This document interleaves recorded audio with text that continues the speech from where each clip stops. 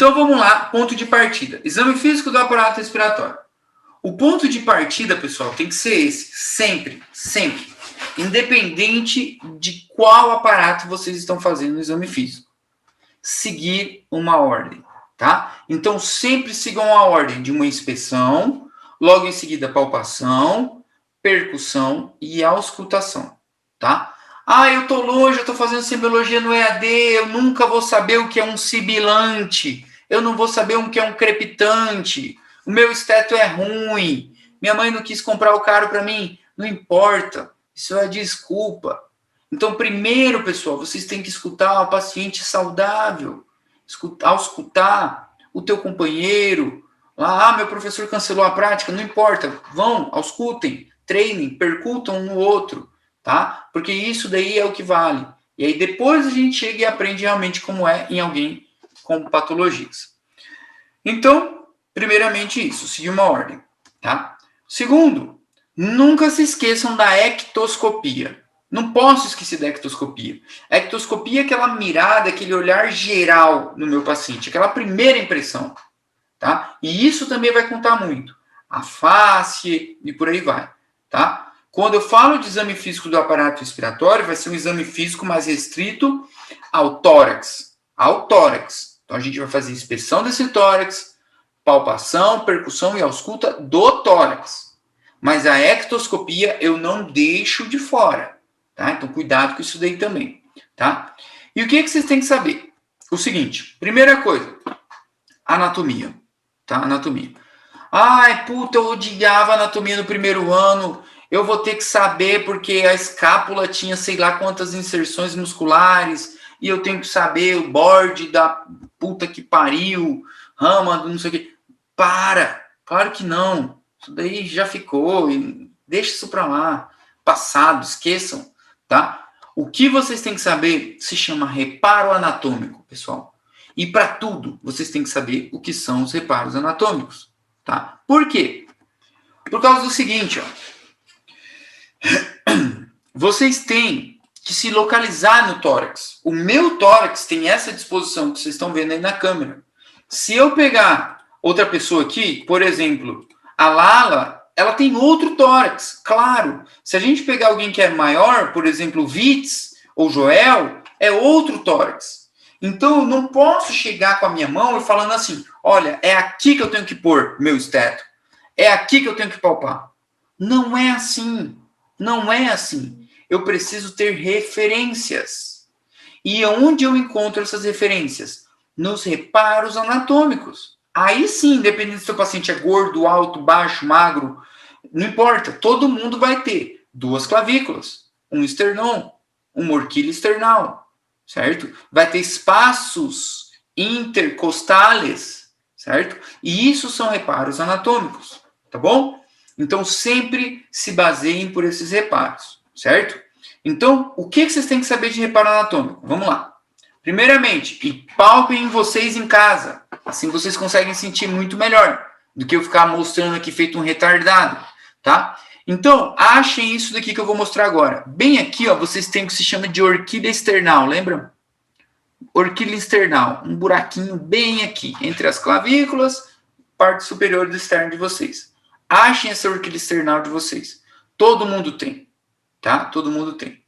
Logo abaixo dela, é claro, a gente está no externo, daqui, osso, perfeito. Só que eu não quero isso. Vocês vão fazer o seguinte, ó, sobrepõe os dedos de vocês, certo? Um sobre o outro, na orquídea external, e deslizem para baixo. Melhor ainda se for na pele mesmo, não em cima da camiseta, na pele. Vocês vão deslizar e vocês vão sentir que tem uma pequena elevaçãozinha, tá vendo? Uma pequena elevaçãozinha, ó, eu já encontrei, a minha tá bem aqui. Todo mundo tem, tá? Ó, bem aqui, pequena elevaçãozinha, certo? Para que eu achei isso, meu Deus? Isso daqui é o que a gente chama do ângulo de luz, tá? E para que eu uso esse tal de ângulo de luz? Porque eu sei que se eu recorrer meu dedo para cá, para o lado, eu tô aqui, ó, na minha segunda costela. Então, estou no meu segundo espaço intercostal. Pronto, achei. Porque uma coisa é eu falar assim, Márcio, ausculta para mim o foco mitral. Ele não sabe ainda, mas já ele vai saber. Aí o Márcio fala assim, pô, foco mitral, fácil. Quinto espaço intercostal do lado esquerdo, fácil. Mas, gente, como que o Márcio vai saber onde fica o quinto espaço intercostal? Ele precisa achar o segundo, estão entendendo? Para chegar no quinto. Então, como ele acha o segundo? Orquídea external, ângulo de luz, opa, segundo espaço intercostal. Eu quero o quinto? Terceiro, quarto, quinto. Estou aqui. Vou baixar a câmera. Estou no quinto. Linha hemiclavicular, pá, foco mitral. Estão entendendo? Então, o Márcio tinha duas opções. Como ele sabe, porque ele já fez isso, que o foco mitral é mais ou menos aqui, ele poderia ir feito louco com o esteto dele e falar, doutor, é bem aqui. Ah, é? Beleza. E agora ali nele, um paciente mais obeso? E nele, que é mais alto?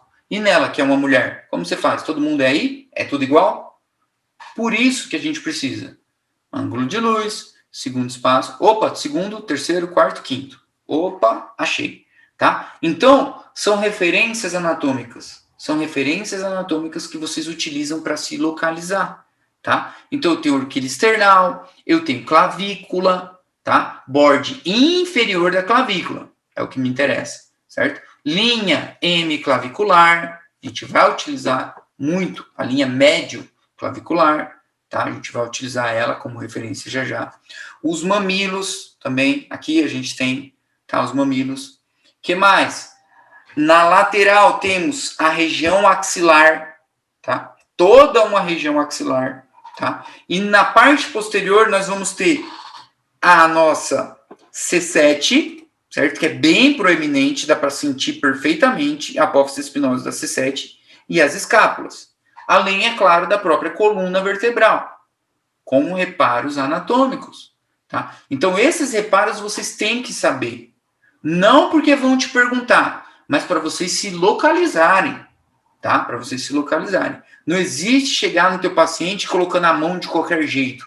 Vocês têm que saber onde vocês estão tocando e para onde vocês estão indo. Tá bom? Outro detalhe também, como eu já passei para vocês. Sempre respeitem o pudor do paciente de vocês. Sempre. Respeitando o pudor, aquelas regras que a gente já viu. Sempre calentei as mãos, higienizei minhas mãos, álcool 70, calentei o esteto, sempre. Unhas cortadas, nunca se esqueçam disso. Nunca provocador no paciente, consentimento informado, tudo isso daí tem valor, muito valor, inclusive. Tá? Então, reparos anatômicos, falamos. O que mais? Nós vamos ter algumas linhas, tá? Ó, aqui ele está mostrando, não tá à toa esses dois dedos aqui, ó. Ângulo de luz, provavelmente. Então, provavelmente ele começou aqui, veio descendo e ele está mostrando para vocês aqui, ó, espaço intercostal, tá? E aí ele só vai baixando e vai descobrindo os outros, tá bom? Sintam em vocês, para vocês verem isso. Outra parte, mas é mais para referência. Referência. Linhas. Meu Deus, eu vou ter que saber todas essas linhas. Aos poucos a gente vai pegando. Calma que tudo faz sentido. Então, eu tenho regiões e linhas, tá? Região. Vamos começar. Eu tenho uma região lateral, que é a região axilar, tá? Região axilar, essa região axilar, e eu tenho uma região infraaxilar, tá bom? Que é dividida por linhas. Eu tenho uma linha axilar anterior, axilar média e axilar posterior. Isso vai servir para alguma coisa? Claro! Teu paciente está com um tumor, está com um furúnculo, uma adenite supurada na axila. Vocês têm que saber falar onde que está esse tumor. Está bem aqui. Então, o tumor está na região axilar, na altura da linha axilar média. Tá entendendo? Então, eu estou descrevendo, tá? No exame físico. É isso que a gente está fazendo hoje. Tá? Tenho regiões na parte anterior. Região acima da clavícula, região supraclavicular. Abaixo da clavícula, região infraclavicular. No esternão, região external. Glândula mamária, ou na mama propriamente dita, região mamária.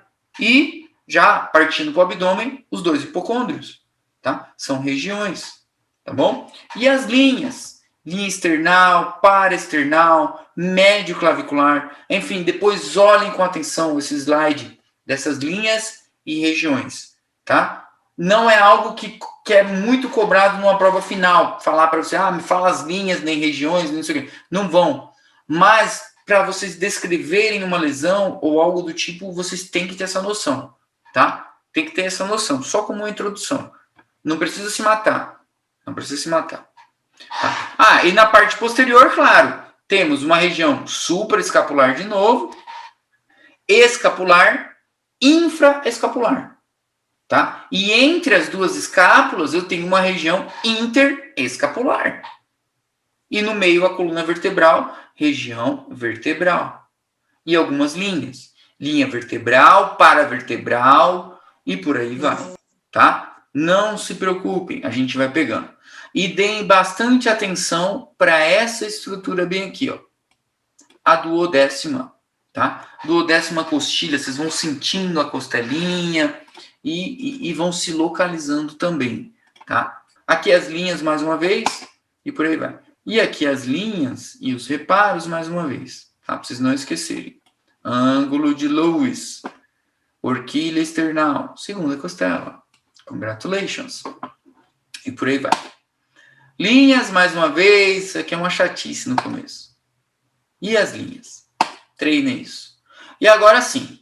Beleza. Então, beleza. Anatomicamente, eu já sei me localizar nesse tórax. Eu já entendi que eu tenho reparos anatômicos, já entendi que eu tenho várias linhas que delimitam esse tórax, que dividem esse tórax. Perfeito. Agora eu já estou no jogo. Agora a gente parte para o exame físico do tórax. Então, o exame físico do tórax. O que vocês têm que levar em consideração? O seguinte. Inspeção. Primeira coisa, vocês vão fazer uma inspeção do meu tórax, do jeito que eu estou aqui. O paciente está lá, sentado, sedestação, na tua frente. Você vai fazer o exame físico de tórax dele. Por onde vocês começariam o exame físico do meu tórax? Falem aí qualquer coisa. Por onde vocês começariam? O que vocês iam fazer? Falem qualquer coisa. O que vocês sabem aí da vida? Inspeção. Simetria. Simetria? E aí, tá simétrico pra ti? O que vocês estão achando? Eu ia te falar o que eu ia fazer, me apresentar e pedir para você tirar a camiseta, né? A primeira coisa para mim inspecionar, que com camiseta eu acredito que eu não dou conta de te inspecionar. É isso aí mesmo. Estão ficando esperto.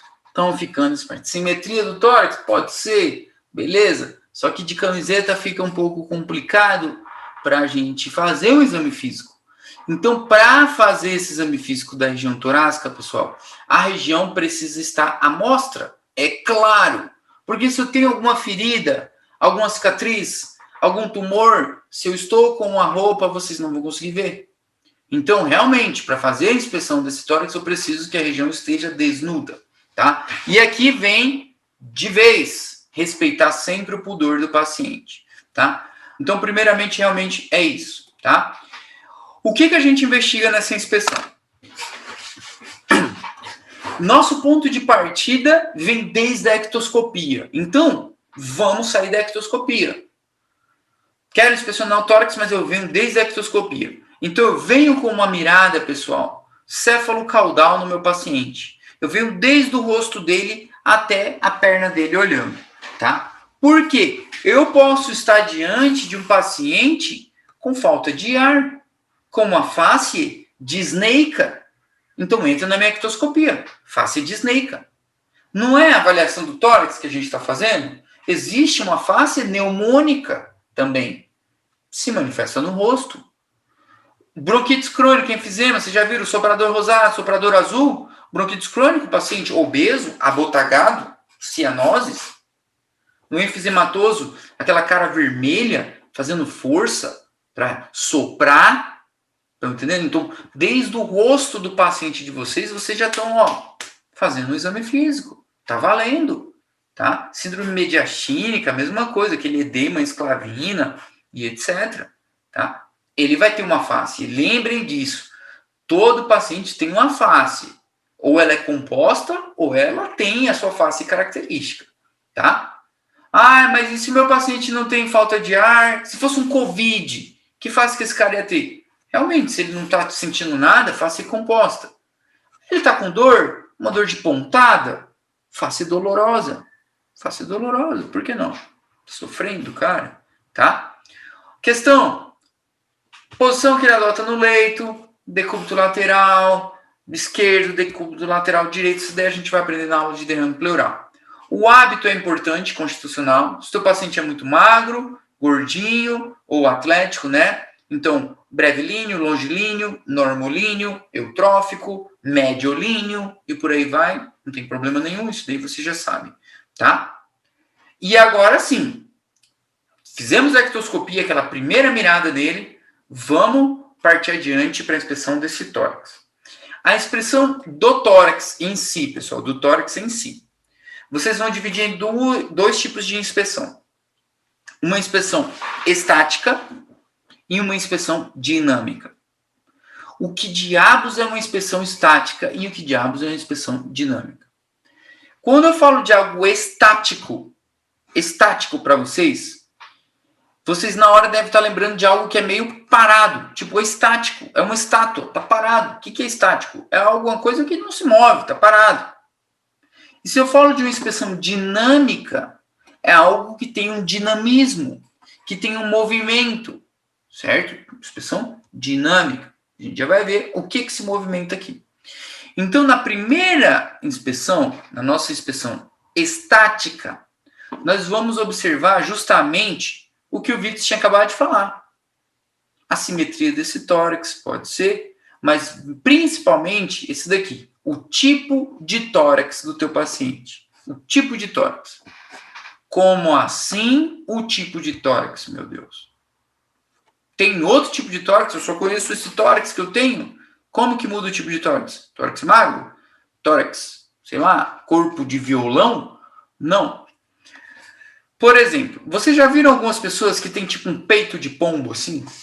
Tipo esternão saltado? Já devem ter visto, ou se duvidar, algum de vocês aqui tem. Tá? É o que se chama de tórax em pecho de pollo. Então é um tipo de tórax, tá? Pecho de pollo, tá? Ou a pessoa pode ter o tórax com um buraco aqui no peito, que eu também acho que vocês já viram, tá? Tem um buraco aqui no peito, que é o tórax que a gente chama de tórax escavado, escavatum, ou de sapateiro, como se fosse um sapateiro. O cara coloca o sapato aqui para engraxar, tórax sapateiro. Então isso é o tipo de tórax, é estático, tá ali, desse jeito, não tem como a pessoa mudar. Um muito famoso, se eu perguntasse para vocês agora, vocês iam saber. O paciente com enfisema, o que chama a atenção no tórax dele? Vocês vão saber. O cara que tem enfisema, como que é o tórax do cara que tem enfisema? Em tonel. Tórax em tonel. Então, o tórax em tonel, ele entra dentro de uma inspeção estática. É um tórax em tonel. Esse diâmetro anteroposterior é alargado. Ele é um barril, não é verdade? Então, aqui dentro da inspeção estática, a gente vai avaliar o tipo de tórax. Um tórax em tonel, por exemplo. E se o nosso paciente tem uma cifose ou uma escoliose, tipo, o cara é um S, assim, a coluna dele é um S. Entra tipo de tórax, um tórax cifoescoliótico. Claro. Então, primeira coisa da inspeção do tórax estático, o tipo de tórax, tá? Então, como eu falei para vocês, tórax em tonel, diâmetro anteroposterior aumentado. O tórax cifoescoliótico, como eu já mencionei. O tórax escavatum, o pectus escavatum, tem um buraco no peito, ou de sapateiro, ou infundibuliforme, é tudo o mesmo nome, tá bom? O tórax pecho de pollo, em português, o peito de pombo, ou pectus carinatum, ou tórax em carena, é tudo o mesmo nome também, tá? O tórax rosário raquítico, tipo, é como o paciente é tão magrinho, que é como se fica o desenho de um terço, de um rosário nas costelas dele. Vocês já vão ver, tá? Então, primeiramente, o tipo de tórax.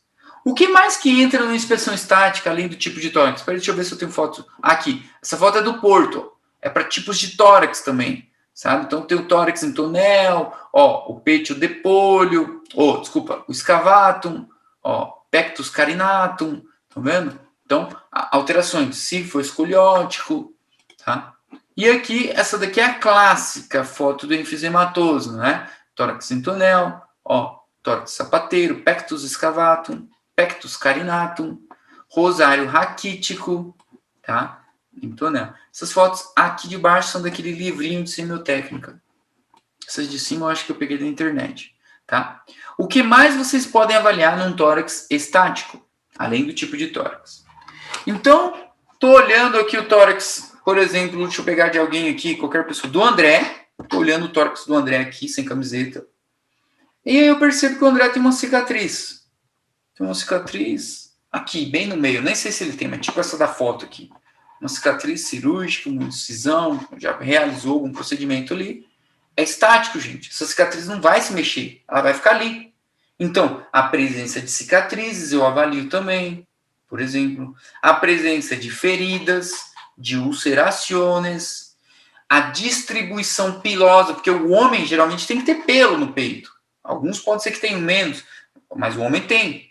Então, algumas patologias, o homem perde essa distribuição pilosa, por exemplo. Além do que a mulher pode ter esse aparecimento também. Então, essa distribuição pilosa eu consigo avaliar, tá? A assimetria que o Vitor tinha falado aquela hora, ou simetria, certo?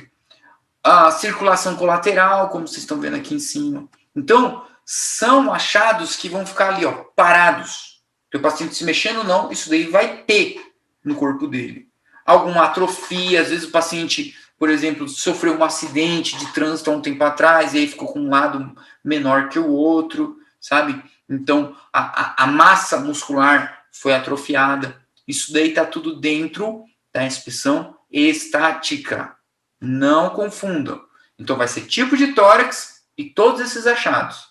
No homem, a ginecomastia, paciente com cirrose, pode aparecer o crescimento anormal do tecido mamário no homem, tá? Tórax estático, continuando, tipos de tórax, beleza. E no tórax dinâmico, agora eu preciso de um movimento, de um dinamismo. E o que movimenta no tórax, gente? A respiração. E aqui tem um detalhe, vamos lá. Todo mundo respira, graças a Deus, né? Mas agora vocês vão ver que as respirações são diferentes, tá?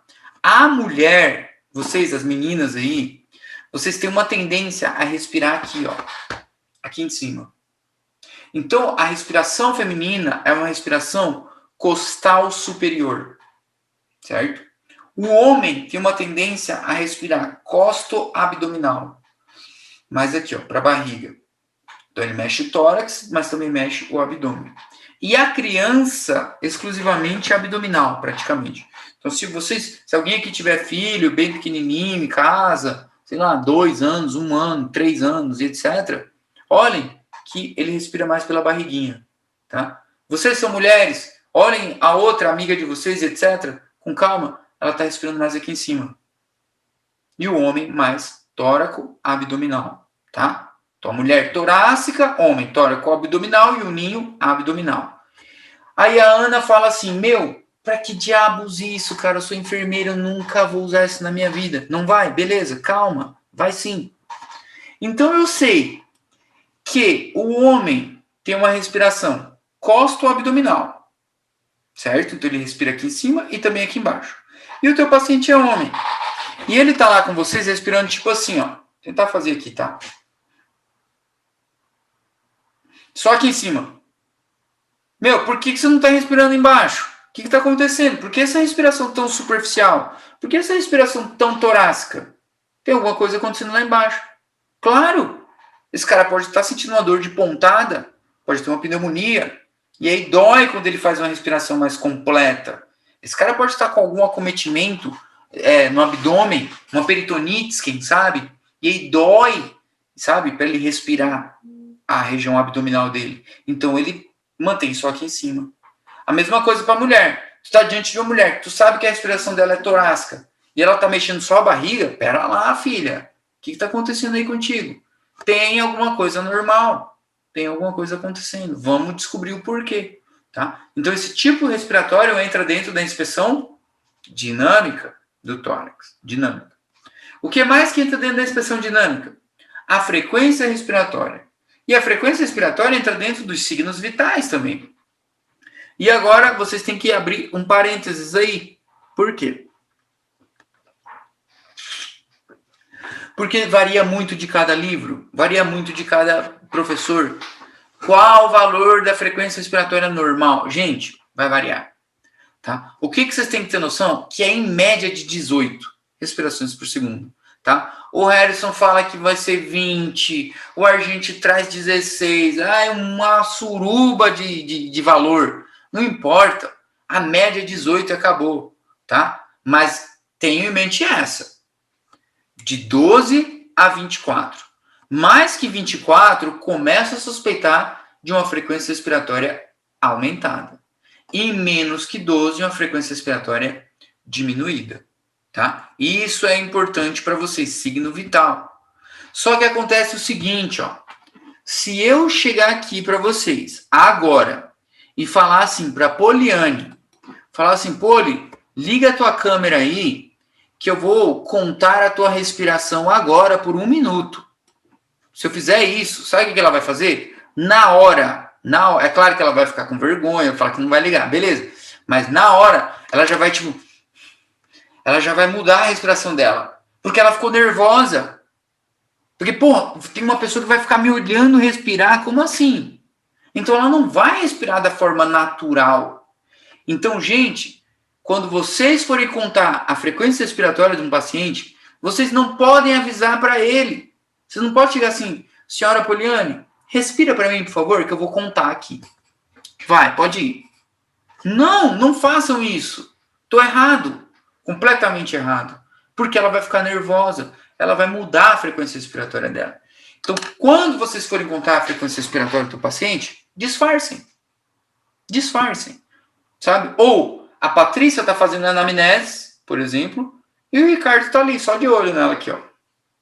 Aí quando ela acha assim, o Ricardo tá fazendo porra nenhuma, esse cara não faz nada, meu. Não, ele tá contando a frequência respiratória. Ele tá fazendo a ectoscopia dela.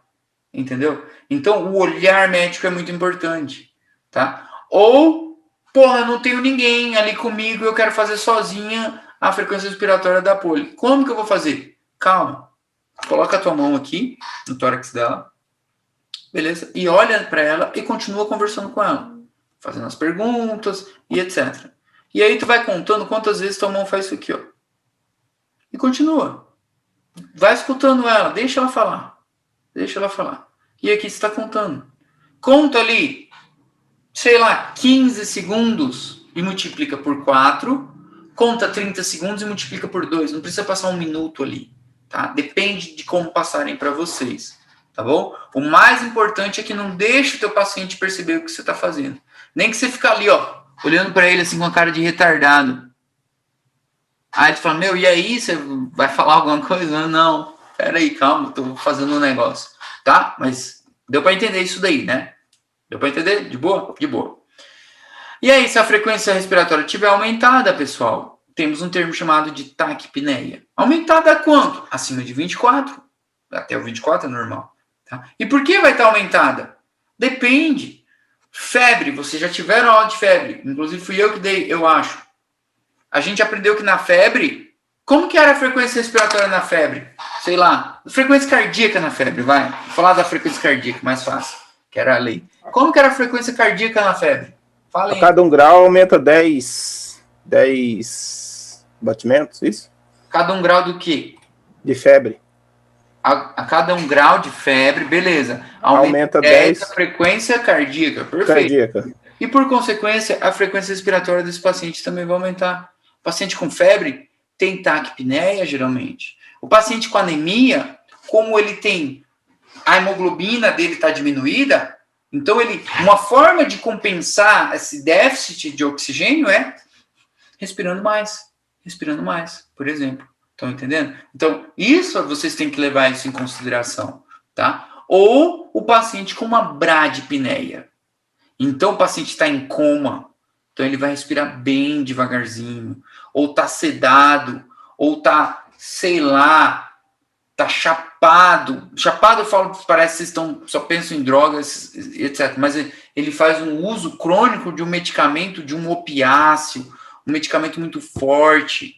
E aí, tipo, sabe, diminui muito a frequência respiratória dele. Então, essa também é uma situação, tá? Beleza? Então, tipo de respiração e frequência da respiração. Outro, amplitude da respiração. Por quê? Olha só como não é só respirar, né? É o tanto de coisa já. O que é amplitude respiratória? Uma coisa é eu chegar aqui e tá respirando assim para vocês, ó. Vocês vão falar, pô, esse cara tá respirando rápido. Tá rápido. Mas eu tô respirando meio superficialzinho. Outra coisa é eu respirar assim para vocês, ó.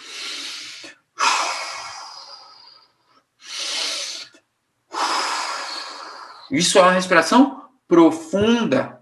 E outra coisa é eu respirar assim agora. É uma respiração rápida e profunda. É uma polipneia, tá tudo aumentado, tá? Então, em termos da amplitude respiratória, eu tenho uma respiração mais superficial, que é uma respiração bem rasa, o paciente pode estar com dor, tá? E eu posso ter uma respiração mais profunda, que pode, inclusive, ser uma respiração suspirosa, né? Suspirosa. O que é uma respiração suspirosa? Sei lá, vamos supor que a Giovana, aí chega o namorado dela, ela dá um suspiro, assim. Isso é uma respiração suspirosa. Foi uma profunda. Ou, sei lá, a Josiana aprovou em semiologia, estava nervosa, se matou, estudou pra caramba e tipo faz assim... Graças a Deus, estou livre. Tá? É uma respiração suspirosa. Estão entendendo? E isso tem nome. Semiologia, tudo tem um nome. A gente acha que não tem. Mas agora eu estou passando para vocês que existe. Tá? Uma respiração mais profunda, como se fosse ou de angústia ou de alívio, por exemplo. Tá? Então, é de se levar em consideração. Então, falamos, olha lá, anotem. Tipo respiratório, frequência respiratória e amplitude respiratória. O que mais diabos tem nessa inspeção dinâmica, meu Deus? O ritmo respiratório. Como é o ritmo da respiração? Meu Deus, eu respirei minha vida inteira, eu não sabia que tinha tudo isso. É assim, pessoal. Vocês respiram normalmente da seguinte forma. Nessa contagem de 3, 2, 1. 3, 2, 1. Como é o 3, 2, 1? É assim, ó. Vocês inspiram em 3 segundos. Tipo... 1, 2, 3. Vocês expiram em 2 segundos. 1, 2. E vocês têm 1 segundo de apneia. Então, a nossa respiração normalmente ela é assim. É uma inspiração um pouquinho mais demorada, depois de uma expiração de 2 segundos e 1 segundinho de apneia. São 3 tempos. 1, 2, apneia 3. Apneia é ficar sem respirar. E aí tudo de novo. Isso daí acontece, normal, tá? E esse ritmo respiratório pode estar alterado. E agora que eu vou mostrar para vocês alguns vídeos. Primeira, respiração clássica de se perguntar em prova. É o que se chama de respiração de Cheyne-Stokes. Mas como diabos é a respiração de Cheyne-Stokes? Alguém poderia falar ou mostrar como é? Eu sei que ela existe, porque já comentaram para mim. E aí, como que ela é? Como vocês vão reconhecer uma respiração de Cheyne-Stokes? Tem a inspiração, expiração e fica acho que uns 30 segundos de apneia. Tá, perfeito. Estamos no caminho. Não ficamos calados e a gente tentou. Tem uma inspiração, tem uma expiração e tem uns 30 segundos de apneia. Alguém quer ajudar ela? Ou não? Beleza, não tem problema. Então a gente sabe que existe. Essa Soraya foi muito bem, inclusive. Só que vamos melhorar. Respiração de Cheyne-Stokes. Vou fazer para vocês aqui. E é claro que vocês também vão fazer em casa, porque eu não vou ficar fazendo papel. Eu faço, porque é legal até. Basicamente, ela é assim, pessoal. O nosso paciente está em coma. Sei lá, mas imagine que o cara está em coma. Está mal. E aí ele está lá respirando da seguinte forma, tá? Vou tentar fazer para vocês. Então ele está aqui e ele vai começar a respirar aqui assim, ó. Que nem ela falou, uma inspiração. Só que não é inspiração. Ela é assim, ó.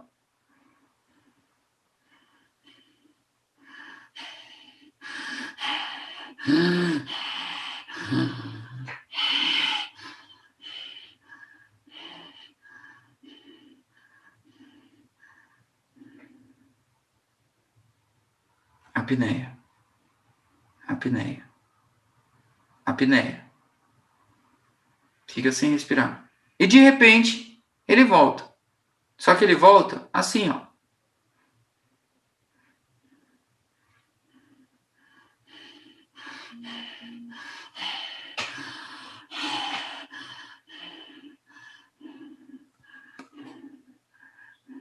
Apneia de novo. Então, realmente, como ela falou, não sei se deu para entender aí na casa de vocês. Ele tem uma inspiração, mas é uma inspiração que vai crescendo, chega no máximo, ela vem decrescendo, e aí eu tenho um período de apneia. Basicamente, vocês verem como que a teoria é e a prática é outra história. Basicamente, é como esse vídeo aqui. Então, vamos lá. Nosso paciente é esse daí.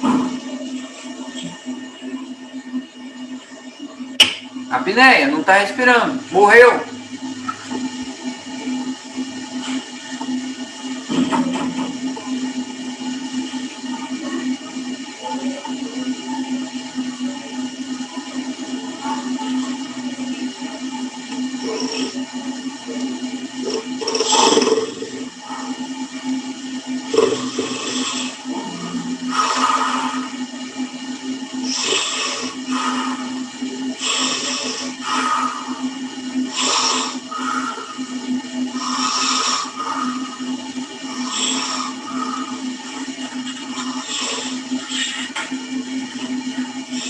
Parou de respirar. Respiração de Cheyne-Stokes. Respiração de Cheyne-Stokes é isso daí, pessoal. Não adianta ler o livro, decorar o gráfico, se vocês não verem alguém respirando assim. Como que a gente vê? Num vídeo assim, ou realmente fazendo em casa, como eu acabei de fazer para vocês. Esse é o gráfico, ó. Uma inspiração que vai subindo, subindo, subindo, tem um pico, pode inclusive roncar, como ele roncou ali, e vem baixando. E de repente, uma apneia, tá? Eu já vi um paciente assim, com a respiração de Cheyne-Stokes, e eu não sabia. Eu sabia na teoria, claro, sabia como era o gráfico, é claro, só que na primeira vez que eu vi, a gente estava fazendo exame físico de um paciente, estava auscultando esse paciente, inclusive, ele estava em coma, e eu estava auscultando, e um amigo meu, enfermeiro, também estava auscultando do lado, e eu ausculto olhando, claro, a gente ausculta mirando, e o cara parou de respirar. E eu não via que ele estava respirando. Eu falei, meu Deus, o que eu fiz de errado? Matamos o paciente. Aí falei com o meu amigo, falou, Rogério. Falei, Rogério, não está respirando. O que a gente fez? O que você apertou? Tipo aquela loucura. Assim, ué, o que a gente fez? E o que o cara tinha? Uma respiração de Cheyne-Stokes. Dali a pouquinho, uns 40 segundos, assim, ele foi voltando a respirar. Foi voltando a respirar. Eu falei, ué, o que é isso? Aí a gente ficou assim, será que é Cheyne-Stokes? Será? Eu acho que esse é o Cheyne-Stokes. Não, aí era Cheyne-Stokes. Então é isso que acontece. É isso que acontece. Pode falar. Vai ser sempre patológico toda vez que esse tipo de respiração, o Shakespeare, o Biot, o outro, vai ser sempre patológico, nunca vai ser normal? Patológico. Patológico, com certeza. Com certeza. O nosso ritmo normal é 3, 2, 1. 3, 2, 1, 3, 2, 1. O cara ficar 30 segundos sem respirar e voltar respirando devagarzinho e diminuir depois é patológico. Ou o cara tem uma insuficiência cardíaca, ou algum tumor de sistema nervoso, intoxicação. Eu sei que você está querendo falar, Patrícia, eu já vou falar. E a grande maioria que também deve pensar. O que eu vou falar se chama síndrome da apneia e hipopneia obstrutiva do sono. Talvez vocês devem estar pensando nisso também. Porque algumas pessoas, principalmente se o paciente é obeso, depois procurem uma síndrome chamada de síndrome de Pickwick. Inclusive, escreva no Google agora, se quiser. Síndrome de Pickwick e coloque a imagem. Vocês vão ver o tipo de paciente que aparece. A síndrome de apneia e hipopneia do sono é esse paciente que realmente tem uma apneia quando está dormindo. Mas ele não tem uma respiração de Cheyne-Stokes. Ele só para de respirar. Esse paciente acorda cansado. Porque ele não descansa durante o sono. Ele fica dormindo sem respirar. ele acorda pior ainda do que como ele foi dormir, tá? Então é um transtorno que a gente tem que também buscar resolver, principalmente relacionado com obesidade, fatores genéticos e etc. Mas tem o paciente com a síndrome da hipopneia e apneia obstrutiva do sono. E tem a síndrome de Pickwick. Procurem, vocês vão ver um gordinho que vai aparecer. Outra respiração, de Biot, tá? Respiração de Biot e de Kussmaul. Já vamos direto para elas, porque senão a gente perde muito tempo. Então, olhando aqui esse gráfico, olha como que é a de Biot, pessoal. A de Biot, ela não tem aquele crescimento assim, crescente, aquela inspiração crescente e a expiração decrescente, como é a Cheyne-Stokes. Ela é mais tipo assim, ó, o paciente respira...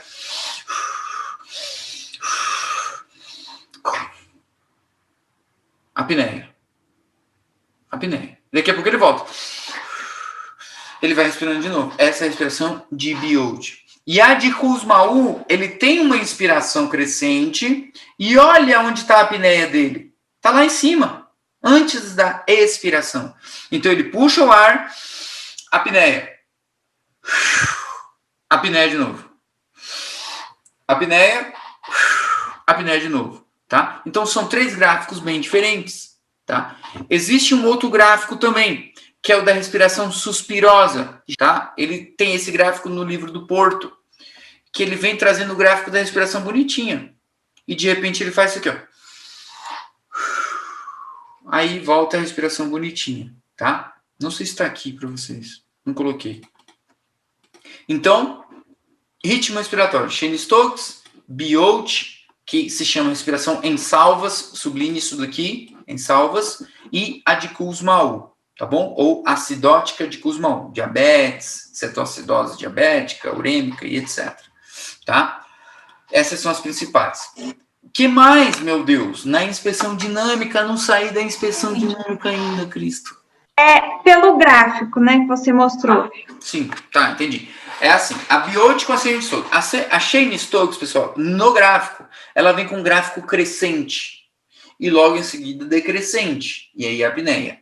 A Biot é algo meio que não tem muito, assim, igualdade, não tem uma característica muito contínua, certo? Ela é mais irregular, vamos dizer assim. Então, eu tenho respirações com distinta profundidade. Eu posso respirar assim.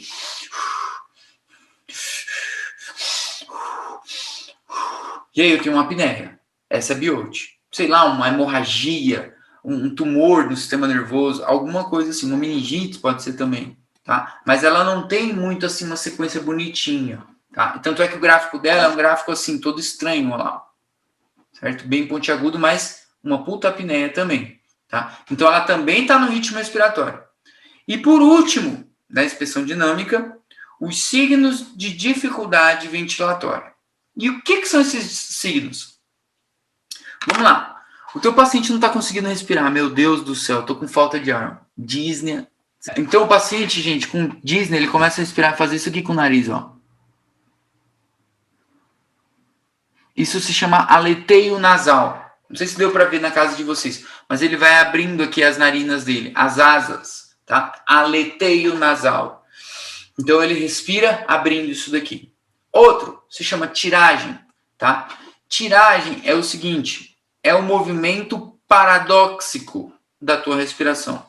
Então, o espaço intercostal aqui, ó, entre as tuas costelas, você respira, ele tá ali, ele não tem que se afundar, tanto é que ele tem até que manter firme. Agora, quando vocês fazem uma inspiração muito forçada, eu posso ter o hundimento, ou seja, o afundamento dessa musculatura entre as costelas. Isso se chama tiragem intercostal. É a retração dos espaços intercostais. Se eu vejo isso no paciente, ele está com um signo de dificuldade respiratória. Assim como, agora fica fácil de mostrar. Eu respiro para vocês. Estou respirando. Agora, se eu respiro assim, ó. Estou respirando. E vocês estão vendo, ó, esse movimento paradóxico aqui, ó. Esse hundimento, a retração dos espaços. Só que agora, supraclavicular. Fazendo isso aqui, ó. Para respirar, certo? Meu, se eu tô fazendo isso, é porque eu tô com dificuldade para respirar. Ninguém respira desse jeito, tá? Isso se chama tiragem, Aqui no chat alguém falou alguma coisa. Isso vai cair amanhã em neuro ou quarta. Não sei se vai cair, mas vai cair de alguma forma, tá? Isso é tiragem, tá? Eu coloquei um vídeo para vocês. Outra situação, o uso de musculatura acessória. Tu pega assim, ó, o reto abdominal do teu paciente, o cara tá fazendo força, o enfisемatoso faz força. O cara fica 24 horas soprando um balão. Imagina esse cara, 24 horas fazendo força para respirar. Fica com uma barriga de tanquinho, inclusive. Só que não, né? Fica, mas, porra, fazendo abdominal 24 horas ele tá, querendo ou não, fazendo força, porque tem falta de ar, tá? Então, também é um signo de dificuldade respiratória. Quer ver? Eu coloquei o vídeo da tiragem aqui para vocês. Olhem com atenção. Isso aqui é tiragem, ó. Tá vendo? O afundamento, a retração do espaço intercostal. De novo. Aí, tiragem. Pode ser aqui supraclavicular também, inclusive, tá? Então, bateu o olho, pessoal. Se eu não mostro o vídeo para vocês, se eu não tenho como trazer um paciente para vocês verem, vocês podem saber a teoria da tiragem, pode saber a teoria de tudo. Só que se você não vê, você não vai conseguir identificar. Vai estar ali na tua frente o tempo todo e você não vai ver. É assim que é a semiologia. A gente precisa ter um repertório, tá? A gente precisa montar um repertório, tá? Outra situação, volete costal. O volete costal, não sei se vocês já viram ele ano passado em patoquirúrgica. Mas o que é o volete costal? O volete costal é uma respiração paradóxica. Quando o teu paciente fratura uma costela ou mais de uma costela em vários lugares. Então, na hora que ele respira, essa costela fraturada, ela se move de forma irregular. Isso a gente chama de volete costal, inclusive. Volete costal ou tórax instável. Tá? Dá para ver que tem fratura de uma ou mais costelas em vários lugares dessa mesma costela. E aqui, ó, esse gráfico aqui que eu estava falando para vocês, ó, do Porto, ó. Esse aqui, ó, a respiração suspirosa, ele vem normal, normal, normal, e de repente, um pico. Um suspiro. Tô cansado de estudar, tipo isso, tá? Kussmaul, inspiro, apneia, expiro, apneia. Biot, que ela perguntou agora, ó, é uma respiração muito irregular e seguidas de apneia também, tá? Na ectoscopia eu falei, mas a gente pode ressaltar essa ectoscopia de novo. Isso daqui, ó, dedos em palírio do tambor, tá? Acropaquia digital. Isso aqui é signo de insuficiência respiratória crônica, tá? Esse paciente tem alguma patologia respiratória aí, ó, faz tempo, tá? E isso aqui é um signo, se chama signo de Shan-Roth, inclusive. O nosso normal é fazer isso aqui com a unha. Façam na unha de vocês e tem que ficar um losango bem no meio, ó. Ó, um losangozinho, bem no meio das minhas unhas, tá? Esse é o normal, tá? Ó, esse losango. E esse paciente aqui, ó, ele não fica, ó, ele forma assim, ó, tá? Isso aqui se chama signo de Shan-Roth, com S-H-A, Shan, S-H, Shan-Roth, Roth com T-H no final. Não vão perguntar isso para vocês, não, só para saber.